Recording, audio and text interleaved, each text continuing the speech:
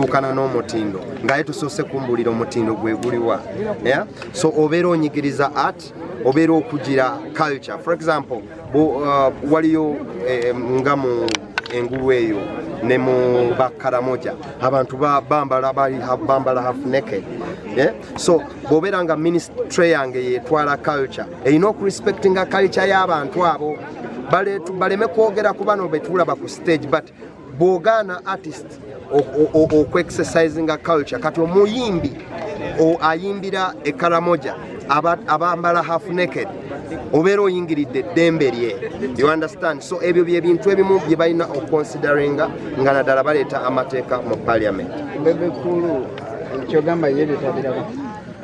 Saagala nnyo kwogera zino ensonga ziri above omuntu yenna. Zino ffe bwe tubeera twogerera industry tutagala ku personalizinga. Bebekulu si ye industry nene nnyo, bajjajjaffe babaddewo, so saagala nnyo mu personalizing. Actually bwe tuba twogera ku nsonga ya art mugijjeemu artist yenna kuba teri artist yenkana art munene nnyo okusinga individual. Okay. Yeah. Mundowooza yammwe neyo ng'omuntu olowooza muntu etteeka lino liyinza okuba lyazze olw'okuba Bobi Wine abadde n'okusomebwa ne gavumenti era ekyo mukirowoozaako?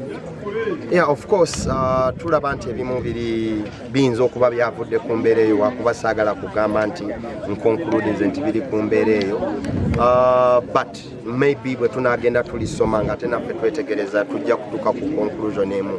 Okay, brief in English. He's coming. Yeah, basically we've been here to see